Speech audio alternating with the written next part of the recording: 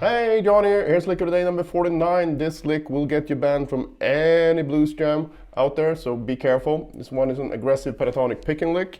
As usual, you can find the tabs down in the description below and also by clicking right here on the screen. I'm gonna play it once slowly and then break it down. We'll start here on the 17th fret of the A string.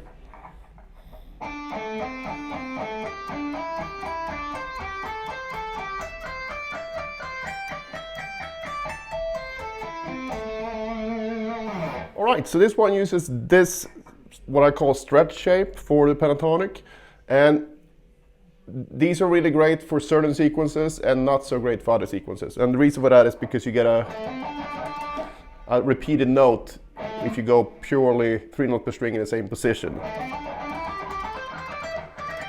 And you might like that or you might not. I'm not a huge fan of that, but you can get around that by playing sequences that well, basically get around it. So it's just a bunch of experimentation really, and a lot of possibilities here. But for this one, we're gonna use this old trusty Yngwie sequence. It's very useful in different contexts, as you can see. Again, if we take the first 3 notes here, 12, 15, 17, and we number the notes from left to right, 1, 2, 3, so not the fingering, not the frets. Then we have 3, 1, 2, 3, 2, 1, 3, 1, 2, 3, 2, 1. So that's the basic sequence. I start with a downstroke and then I repeat that sequence throughout the shape. So the first string here would be the A string. So again, we have 12, 15, 17. The D string, we have 12, 14, 17. The G string, we have the same as the D string. And then the B string, we have 13, 15, 17. And then instead of staying in the position, I move back here so I can get a better ending with this descending arpeggio. So for this one, we're gonna go here. So we have 10, 12, 15. And then 5 string A minor arpeggio. Put it together.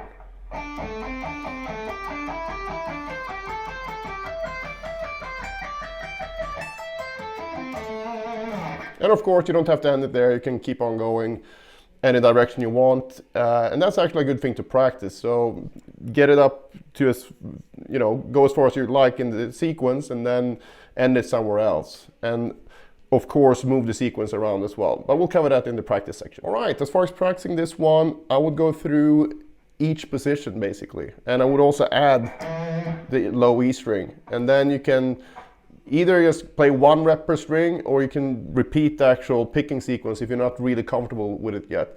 The only thing to look out for here is that you don't go too far down so you feel uncomfortable and it gets too stretchy. It's fine to play a stretchy lick once in a while, but I don't think it's a great idea to sit, you know, with something that's really stretchy and then do hundreds and hundreds of reps. Then it's better to move the whole thing up, and then when you want to play it, you know, in an improvisation or a recording or live or whatever, then you're fine if you do, you know, I don't know, 5 to 10 stretchy ones here. That's not really gonna hurt your hand if you're not really unlucky.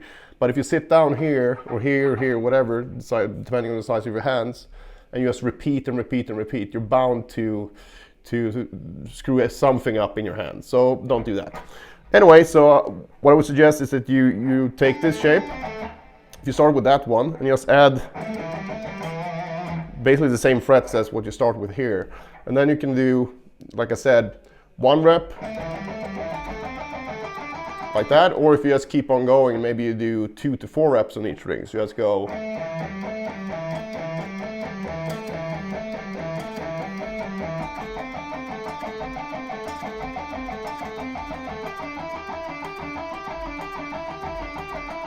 And so on. And then you move everything up 1 fret, not 1 fret, 1 scale note. Since it's pentatonic, you have 5 notes in the pentatonic, so if you keep the shape the same or the setup the same, meaning 3 notes per string, you will have 4 more unique positions. So the next one would be, you start here.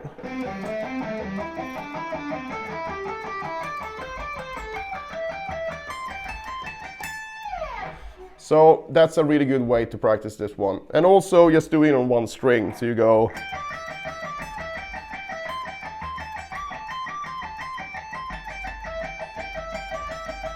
like that, up and down, or you can just choose 2 positions. Maybe you go between here and here, so you go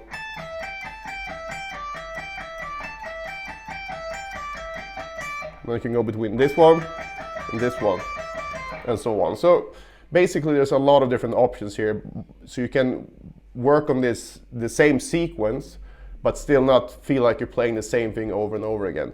So that will keep your concentration much higher than if you just sit and do, you know, this lick over and over again. It's better to move it around because it's basically the same type of mechanics.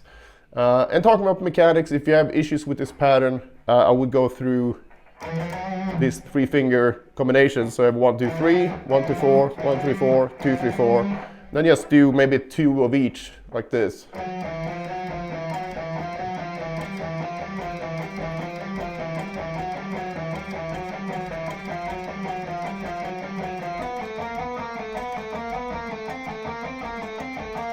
And so on. Also highly suggest that you do the same thing starting with an upstroke. And that's a general thing for any type of alternate picking practice when it comes to repeating patterns, because eventually you're going to run into something where you cannot choose what pick stroke to start on, and it's going to be a real ball ache to have to deal with it then instead of just putting in the work now. And it doesn't matter if like you feel that, well, I always feel more comfortable starting with an downstroke.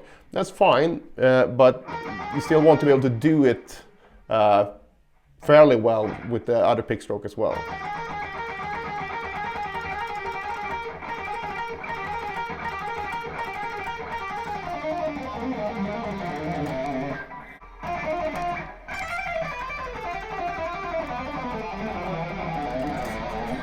I mean, that's not my favorite way of playing this at all, but it still works somewhat. It's more comfortable doing it with a downstroke, but it's still doable with an upstroke, and that's sort of what we're after. So don't overthink it, just make sure to start with the upstroke as well. If you made it this far into the video, I'm assuming that you liked what you saw, and if so, please like and subscribe, it really helps the channel. And if you have any questions, just post them below. Otherwise, hope you enjoyed it and see you in the next one.